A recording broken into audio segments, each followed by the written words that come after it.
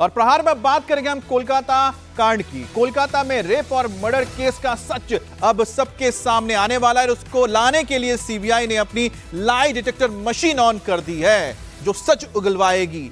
कोलकाता कांड के सभी 7 किरदारों का पॉलीग्राफी टेस्ट शुरू हो चुका है। बड़ी खबर है कि सीबीआई ऑफिस में पूर्व प्रिंसिपल के पॉलीग्राफी टेस्ट की शुरुआत हो चुकी है। एक्सपर्ट्स की टीम ने संदीप घोष से केस से जुड़े सवाल जवाब पूछने शुरू कर दिए हैं। संदीप घोष के अलावा सीबीआई ऑफिस में 5 और लोगों का पॉलीग्राफी टेस्ट किया जा रहा है। वहीं कल सियालदा कोर्ट ने मुख्य आरोपी संजय राय को भी 14 दिन की जुडिशियल कस्टडी में भेज दिया है। संजय राय का पॉलीग्राफी टेस्ट भी जेल में हो रहा है। कोलकाता के आरजीकर मेडिकल कॉलेज में 8 और 9 अगस्त की रात क्या हुआ था, वारदात में कौन कौन शामिल थे, संजय राय के पीछे किसका हाथ है, पूरा देश यह सच जानना चाहता है। और इसी सच को बाहर लाने के लिए आज सीबीआई इस केस से जुड़े सभी 7 किरदारों का पॉलीग्राफी टेस्ट कर रही है। जिन 7 लोगों का सीबीआई पॉलीग्राफी टेस्ट करा रही है, उनका इस वारदात से क्या कनेक्शन है, वो भी हम आपको दिखाएंगे। पहला है संजय राय, जो कि इस वारदात का मुख्य आरोपी है। दूसरा है संदीप घोष, जो आरजीकर मेडिकल कॉलेज के प्रिंसिपल हैं। तीसरा सिविक वॉलंटियर, जो आरोपी संजय राय का राजदार है, यानी कि उसका करीबी है। इसके अलावा 4 ट्रेनी डॉक्टर्स, जिन्होंने उस वारदात की रात को पीड़िता के साथ खाना खाया था, डिनर किया था, और डिनर के कुछ देर बाद पीड़िता आराम करने के लिए सेमिनार हॉल चली गई थी, जहां उसके साथ यह दिल दहलाने वाली वारदात हो गई थी। सबसे पहले बात हम करेंगे संजय राय की, जिसको जेल में पॉलीग्राफी टेस्ट के लिए लाया गया है। सीबीआई को लग रहा है कि संजय राय बहुत कुछ छुपा रहा है। सीबीआई को उसके बयान पहले से रटे रटाए लग रहे हैं। ऐसे में सीबीआई लाई डिटेक्टर के जरिए पता लगाने की कोशिश करेगी, पॉलीग्राफी टेस्ट के जरिए, कि वारदात के दिन कौन कौन इसमें शामिल था और वारदात के दिन उसने क्या किया था, वो सेमिनार हॉल तक कैसे पहुंचा, उसका अस्पताल के पूर्व प्रिंसिपल संदीप घोष के साथ क्या कनेक्शन है। कहीं ऐसा तो नहीं है कि वो जानबूझकर पूरा इल्जाम अपने सिर ले रहा है, कहीं वो किसी बड़े रसूखदार को बचाने की कोशिश तो नहीं कर रहा है, वो बयान भी अपने बदल रहा है। अब CBI ex principal Sandip Ghosh का पॉलीग्राफी टेस्ट कराकर यह जानना चाहेगी कि आखिरकार सीबीआई के सामने क्या वो सच बोल रहा है, या जो बातें उसने पहले कही थी वो सच थी। आरोपी संजय राय से क्या कनेक्शन है इस प्रिंसिपल का। क्या लोग बता रहे हैं कि संजय राय कभी उसका बाउंसर होकर घुमा करता था, क्या यह सच है।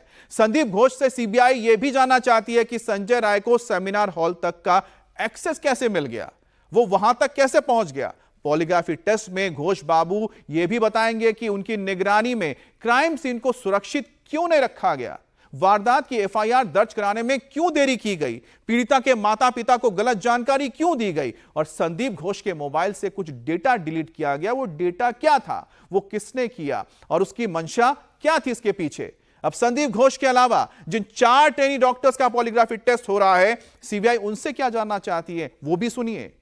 क्या वारदात से पहले उन्होंने विक्टिम डॉक्टर के साथ डिनर किया था, डिनर करते वक्त क्या क्या हुआ था, क्या बातें हुई थी, पीड़िता किसी से बात को लेकर परेशान थी, किसी से उसने बात की थी जो उसने साझा की हो, डिनर के बाद विक्टिम का क्या कहकर वहां से चली गई थी। उन 4 ट्रेनी डॉक्टर से संदीप घोष और संजय राय के कनेक्शन के बारे में पूछा जाएगा, क्या वो एक दूसरे को जानते हैं, संजय राय को जानते हैं कि नहीं जानते। उनसे यह भी पूछा जाएगा कि सेमिनार हॉल में कौन कौन था उस वक्त, वारदात की खबर कब और कैसे इन तक पहुंची, और वो लोग आरोपी संजय राय को क्या पहले से जानते थे। और एक और बड़ा सवाल होगा कि आखिरकार जब डॉक्टर पीड़िता, जो डॉक्टर थी, वो जब सेमिनार हॉल में सो रही थी, तो वो कब उठकर नहीं आई, इसको जानने की कोशिश की गई, क्योंकि वो ड्यूटी पर तैनात थी, उनके साथ ये साथी डॉक्टर थे।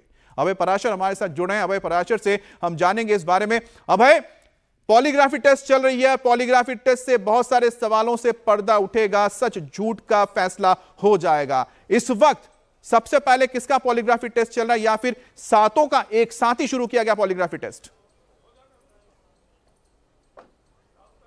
देखिए अमित, जितने किरदार हैं, जिसमें मुख्य आरोपी जो है संजय रॉय, उसका मेडिकल जो पॉलीग्राफी टेस्ट है वो करवाया जा रहा है जेल के अंदर, क्योंकि उसे न्यायिक हिरासत में भेज दिया गया था। सीएफएसएल की एक टीम इस वक्त जेल के अंदर मौजूद है, जो कि संजय रॉय का पॉलीग्राफी टेस्ट कर रही है। ये टेस्ट शुरू हो चुका है। बाकी के जो लोग हैं, जिसमें चाहे हम पूर्व प्रिंसिपल की बात करें, संदीप घोष की बात करें, या फिर उन 4 मेडिकल स्टूडेंट्स की बात करें जो ट्रेनी डॉक्टर्स हैं, इसके अंदर 2, इसके अलावा एक गुलाम जिसका नाम है, जो कि एक वॉलंटियर है, सिविक वॉलंटियर है, उसका भी पॉलीग्राफी टेस्ट शुरू कर दिया गया है। इसके साथ ही सभी, यानी कि जितने इस पूरे मामले के अंदर किरदार है, जो उस वक्त पीड़िता के साथ मौजूद थे, उन सभी का पॉलीग्राफी टेस्ट शुरू कर दिया गया है। इसमें से जो सीबीआई वहां पर सीबीआई का दफ्तर है, वहां पर 6 लोगों का पॉलीग्राफी टेस्ट हो रहा है, जिसमें पूर्व प्रिंसिपल संदीप घोष हैं, जिनके ऊपर कई तरीके का शक है कि उन्होंने सबूत मिटाने की कोशिश की है, इस तरीके का शक है,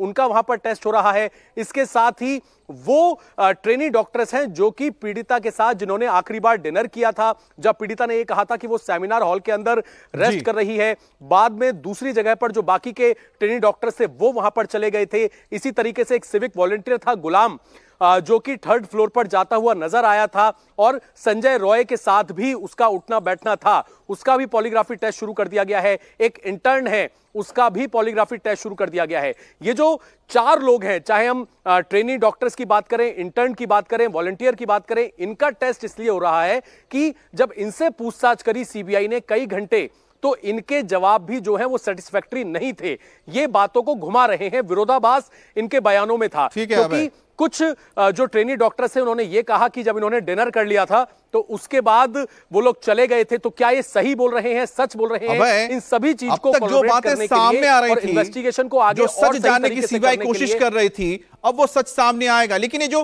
पॉलीग्राफी टेस्ट है वो किस तरह से किया जा रहा है, कितने इसमें अधिकारी शामिल होते हैं, सवाल जो होते हैं पहले से लिखे रखते हैं, किस तरह से ये जांचा जाता है, और साथ ही साथ ये कितना लंबा चलता है, कितना वक्त तय होता है कि इतने वक्त तक पॉलीग्राफी टेस्ट चलेगा? देखिए, जो सीबीआई के सूत्र हैं उनके हिसाब से कम 6 से 7 घंटे लगते हैं पूरी तरीके से पॉलीग्राफी टेस्ट को कंडक्ट करने के लिए, क्योंकि पॉलीग्राफ टेस्ट में सीएफएसएल के जो बाकायदा दिल्ली से डॉक्टर्स गए हैं वो मौजूद होते हैं, सीबीआई के ऑफिसर्स मौजूद होते हैं, साथ ही साइकोलॉजी डॉक्टर जो है वो भी वहां पर मौजूद होते हैं। इस टेस्ट के अंदर अलग अलग तरह के जो आपके बॉडी के पैरामीटर्स हैं, इसमें खास तौर पर आपका ब्लड प्रेशर, इसके साथ ही आपके जो वायर्स लगाए जाते हैं, जिसमें अगर आप कोई भी सवाल गलत आप देंगे तो आपका बॉडी के पैरामीटर्स कैसे हैं वो पता लग जाएंगे। और शुरुआत में आपसे नॉर्मल सवाल पूछे जाएंगे जिनका जवाब आपने पहले भी कॉन्फिडेंट होकर दिया था, लेकिन अचानक से कोई ऐसा सवाल पूछा जाएगा जिसमें आपकी झूठ बोलने की आशंका होगी। तो यानी कि यही वजह है कि पॉलीग्राफी टेस्ट बिना झूठ वो बोल नहीं सकते, पकड़े जाएंगे। और ये जो पूरा सिलसिला चलेगा पॉलीग्राफी टेस्ट का, करीब 5 से 6 घंटे तक चलेगा। बहरहाल वहीं सीबीआई को लग रहा है कि मेडिकल कॉलेज के पूर्व प्रिंसिपल संदीप घोष जांच को गुमराह करने की कोशिश कर रहे हैं। संदीप घोष सवालों का ठीक जवाब नहीं देते हैं। यही वजह कि सीबीआई ने संदीप घोष से लगातार 8 दिन तक पूछताछ की। सीबीआई ने 16 अगस्त से संदीप घोष को बुलाना शुरू किया था और आज 9वें दिन भी सीबीआई दफ्तर में उन्हें तलब किया गया। इस वक्त तो पॉलीग्राफी टेस्ट चल रही है, लेकिन करीब 100 घंटे तक पूछताछ हो चुकी है संदीप घोष से पिछले 8 घंटे में। तो और इस पूछताछ के जरिए पहले दिन जो 15 घंटे पूछताछ हुई, दूसरे दिन 13 घंटे पूछताछ हुई, तीसरे दिन 10 घंटे पूछताछ हुई, चौथे दिन फिर 13 घंटे पूछताछ की गई, 5वें दिन 11 घंटे तक चली, 6ठे दिन 12 घंटे तक चली, और उसके साथ ही 7वें दिन 13 घंटे तक, 8वें दिन 11 घंटे तक। अब सीबीआई उनसे जो सवाल जवाब कर रही है पॉलीग्राफी के जरिए कर रही है, ताकि बहुत हो गया, अब सच क्या है वो सामने आए, और अगर झूठ भी है तो उससे पर्दा उठ जाए। और यही वजह की पॉलीग्राफी टेस्ट के जरिए संदीप घोष भी वो शख्स हैं जिनके रहते हुए ये खबर सामने आई थी कि ये मर्डर नहीं है, बलात्कार नहीं है, सुइसाइड है, जो उनके माता पिता को भी बताया गया था। और ये सबसे बड़ा सवाल है कि इनके रहते हुए कैसे हो गया। दूसरी बड़ी बात, क्राइम सीन को कैसे आपने कंस्ट्रक्शन करने के लिए छोड़ दिया, और कैसे आपके रहते हुए क्राइम सीन के साथ छेड़छाड़ हो गई। ये वो सवाल है जिसका जवाब इस वक्त सीबीआई चाहती है। और कोलकाता कांड की हर एक एंगल से जांच हो रही है, हर किरदार से सवाल जवाब किए जाएंगे। इस बीच कोलकाता रेप मर्डर केस में एक और बड़ा खुलासा हुआ है। इंडिया टीवी को वारदात वाले दिन की सीसीटीवी फुटेज मिल गई है, जिसमें आरोपी संजय राय को क्राइम सीन पर देखा जा सकता है। सीसीटीवी फुटेज में संजय राय सेमिनार हॉल की तरफ जाता हुआ दिख रहा है। फुटेज में नजर आ रहा है कि संजय जब सेमिनार हॉल में घुसता है तो उसके गले में ब्लूटूथ डिवाइस है। यह वही ब्लूटूथ डिवाइस है जिसे पुलिस ने सीन ऑफ क्राइम से बरामद किया था। ऐसा पहली बार है जब इस घटना के पुख्ता सबूत रिकॉर्ड में मिले हैं। ये सीसीटीवी फुटेज हम आपको दिखा रहे हैं जिसमें आप साफ देख पा रहे होंगे ये है संजय राय मुख्य आरोपी। और संजय राय को आप देखिए, ये आरजीकर मेडिकल कॉलेज का वो गलियारा है जहां पर कॉरिडोर है जहां पर वो मौजूद है। और यहां पर ये संजय राय जिसने टी शर्ट और जींस पहन के रखा हुआ है, इसके हाथ में एक हेलमेट है जो ज्यादातर तौर पे कोलकाता पुलिस के पास होती है, लेकिन यही है वो ब्लूटूथ डिवाइस जो उसने अपने गले के ऊपर टांग रखा हुआ है। और इसी ब्लूटूथ डिवाइस के जरिए ही इस तक पुलिस पहुंची थी, क्योंकि यह ब्लूटूथ डिवाइस सेमिनार हॉल में मिला था। और सीसीटीवी फुटेज के आधार पर बताया जा सकता है कि जो संजय है, ये आरोपी है, वो लगातार कई बार अस्पताल के अंदर देखा गया, अलग अलग कैमरे में, अलग अलग जगह पर। वहीं वारदात की रात जो सीसीटीवी फुटेज आई है, सीबीआई को मिली है, उसमें क्या क्या बातें निकलकर सामने आ रही हैं, क्या तथ्य हैं। 8 अगस्त रात 11 बजे अस्पताल में पहली बार आरोपी दिखता है। पेशेंट से मिलने अस्पताल आया था, यह उसका वर्जन है।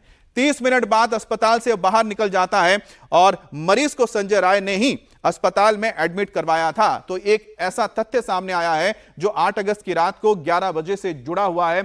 और सीसीटीवी के जरिए यह पता लगता है कि वो करीब रात में एक बार नहीं कई बार देखा गया। 3:45 से 3:50 के बीच में अस्पताल वापस वो आता है और सेमिनार रूम है वहां पहुंचता है। इसके बाद सुबह 4 बजे की बात हम आते हैं। देखिए, रात को 3:45 से रात को 3:50 के बीच में अस्पताल में वापस आता है, सेमिनार रूम तक जाता है। इसके बाद सुबह 4:35 पर सेमिनार हॉल से यह आरोपी वापस आता है और उसके बाद सुबह 4:37 पर अस्पताल परिसर से बाहर निकलता हुआ संजय राय दिख रहा है। तो पूरी की पूरी यहां पर एक तरह से क्रोनोलॉजी है कि किस तरह से संजय राय वारदात वाले दिन अस्पताल जाता है, कब निकलता है, कब बाहर से अंदर फिर दाखिल होता है और फिर निकल अस्पताल से चला जाता है। अब कोलकाता रेप कांड मर्डर केस में गिरफ्तार होने के बाद आरोपी संजय राय की अब कुंडली भी खुलने लगी है।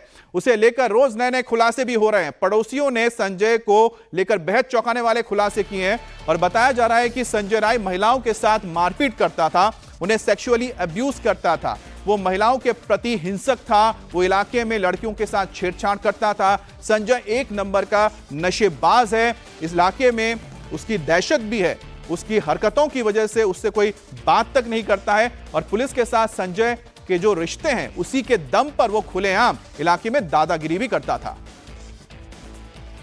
संजय राय सीबीआई की कस्टडी में है, लेकिन संजय राय का बिहेवियर किस तरीके का था, उसके आसपास के जो लोग जहां वो रहता था वो ज्यादा बेहतर बता पाएंगे। संजय राय को जानते हो? हाँ, लोकल हिसाब से जानता हूँ। और कैसा आदमी था, क्या था? वो सेल्फ सेंट्रिक था, कुछ दिनों से रह रहा है। इससे पहले वो मतलब बहुतों का पैसा लेके नहीं दिया, कमिटमेंट किया, समय पे नहीं दे रहा है।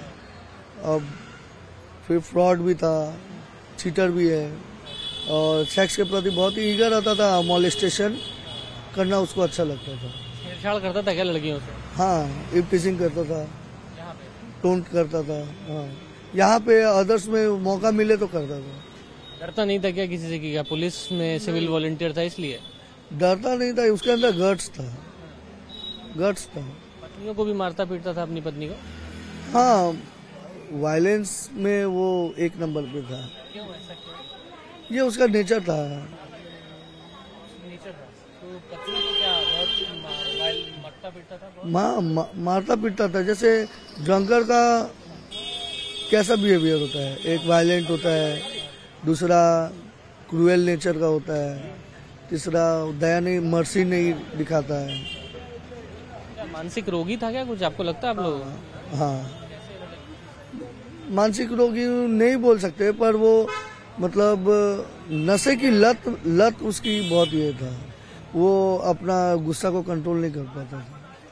हाँ, और यदि कभी कंट्रोल कर रहा है तो समझ लीजिए कि वो बहुत मेंटली प्री प्लान रहने की वजह से वो कर पाता था। घर पे उसने कितनी शादियां की थी?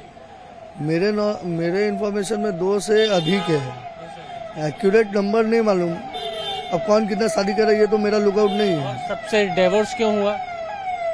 जाहिर सी बात है, खाना नहीं देंगे, पीना नहीं देंगे, टॉर्चर करेंगे। तो आज के जनरेशन में लड़कियां रहती नहीं है। सेक्सुअली अब्यूज और वायलेटेड था क्या वो? हाँ प्रताड़ित करता था महिलाओं को? हाँ, अप्रोच करता था वो गलत चीज़ों के लिए। उसके अंदर डर इस बात का नहीं होता था कि उसको पुलिस पकड़ लेगी? क्यों? उसका ऊपर में सुपीरियर रहता था, जो कभी भी किसी तरह का वारदात होता था उसको नलीफाई कर दिया जाता था ऊपर में।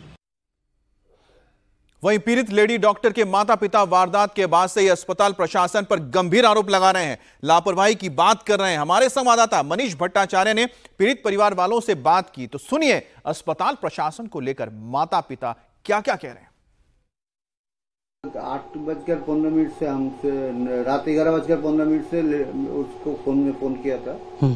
वो बात हो तो हुआ। उस रात 2:03 पर भी वो व्हाट्सएप चैट किया है मेरा भागना का लड़का नाती के साथ। हमारा नाती है, उसका भाईपो है, तो भाईपो साथ 2:03 पे भी बात हुआ था।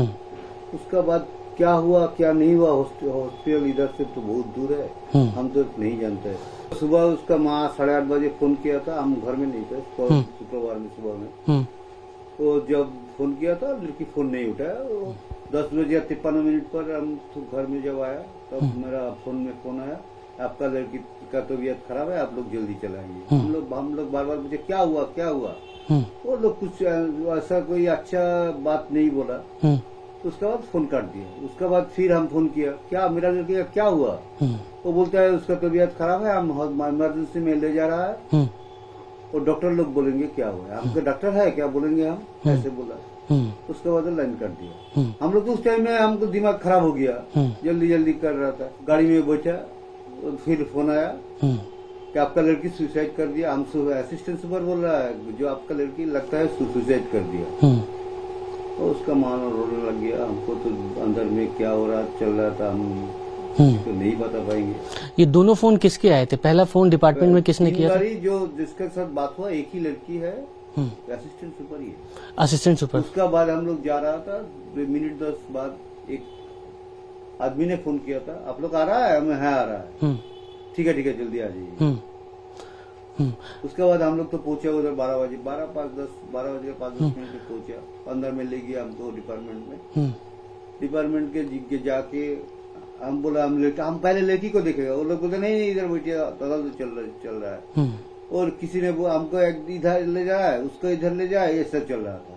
ऐसे चल के प्राय 3 घंटे के बाद 3-3.5 घंटे के बाद वो सेमिनार हॉल का अंदर हम लोगों को ले गया। उस टाइम में फिर जो सीपी है उन्होंने हमको बिठा, फिर बैठिए इधर बैठिए। बहुत मैंने क्या बोले, हम लोग का घाव पर मलम पट्टी लगाने का कोशिश कर रहा था उस टाइम में। हॉस्पिटल का आदमी कोई एक आदमी को देखा था और किसी ने हमसे बात भी नहीं किया। आप जब सेमिनार रूम में गए, बेटी का हाल देखा आपने, आपको लगता है कि केवल इस घटना में केवल एक व्यक्ति ही शामिल हो सकता है? जो जूनियर डॉक्टर था उन्होंने बार बार बोला ये एक आदमी का संभव नहीं है, बहुत आदमी मिलके ये सब गलत काम किया है। इसको आड़ाल करने के लिए कुछ चल रहा था हॉस्पिटल में। इतने दिन हो गए हैं, कुछ तो आपको पता लगा होगा कि आखिरकार शायद आपकी बेटी कुछ ऐसा जान गई जिसको छुपाने के लिए ऐसा हुआ? ये सब हमको अभी तक पता नहीं मिला। कोलकाता पुलिस का आदमी, होमिसाइड डिपार्टमेंट का आदमी हम लोगों का पास आया था, बोला हम लोग जल्दी से जल्दी पकड़ लेंगे। एक आदमी को तो पकड़ ही लिया, और जो कोई भाई है हम लोग बोला और भी है, तो बोला ठीक है जो देखता है और भी जो है हम पकड़ लेंगे। लेकिन उन्होंने तो किसी को लेकर पूछताछ नहीं किया। संजय राय कौन है ये? फिर संजय राय कहाँ से आया? हमको मालूम नहीं है। हाँ, कभी आपकी बेटी ने कुछ कहा कि अस्पताल में कुछ गड़बड़ हो रहा है? नहीं। तो संजय राय को लेकर सवाल पूछे जा रहे हैं कि क्या जो पीड़ित बेटी थी क्या उसको पहले से जानती थी, लेकिन परिवार ने जो बताया वो भी चौंकाने वाला है कि उनको बताया जाता है कि आपकी बेटी ने शायद सुसाइड कर लिया है, 3-4 घंटे तक मिलने नहीं देते हैं। बहरहाल बात करेंगे महाराष्ट्र की, जहां पर बदलापुर कांड को लेकर सियासत तेज हो गई है। आज महाविकास आघाड़ी बदलापुर कांड के विरोध में प्रदर्शन कर रही है। शरद पवार और उनकी बेटी सुप्रिया सुले पुणे में प्रदर्शन कर रहे हैं। उन्होंने हाथ पर काली पट्टी बांध रखी है। उद्धव ठाकरे शिवसेना भवन के सामने चौक पर प्रदर्शन कर रहे हैं। दरअसल आज एमवीए ने महाराष्ट्र बंद बुलाया था, लेकिन बॉम्बे हाईकोर्ट ने इस बंद पर ही रोक लगा दी।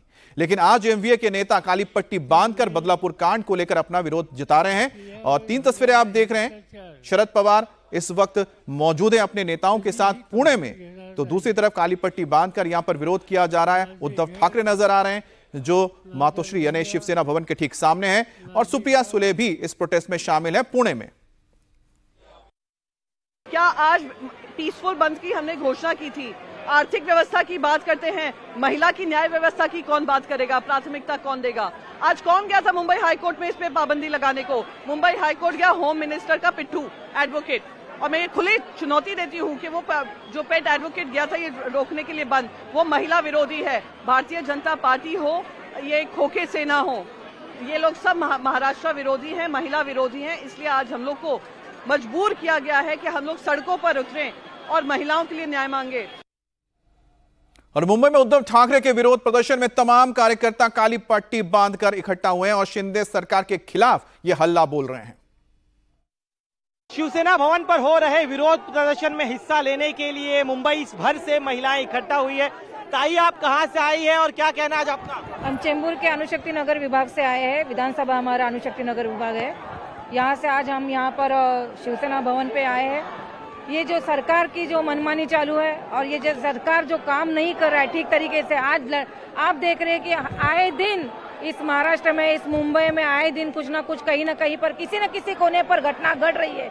लेकिन इस सरकार को किसी भी संवेदनशील सरकार नहीं है, इसमें संवेदना बिल्कुल नहीं है और इसके विरोध में आज हम यहाँ पर आए हुए हैं। डर लगता था जब आपके घर से आपकी बेटी बाहर निकलती है स्कूल जाने के लिए, कॉलेज जाने के लिए? डर तो लगता है ना, रात में आती है बेटी लोग जॉब करके, कुछ हो जाएगा तो उसका जिम्मेदार कौन है? सरकार तो कोई जिम्मेदार ले ही नहीं रही है ना, तो फिर हमको डर तो लगेगा ना। तो आपका क्या? मेरा यही कहना है कि हमारी बेटी को सुरक्षा चाहिए।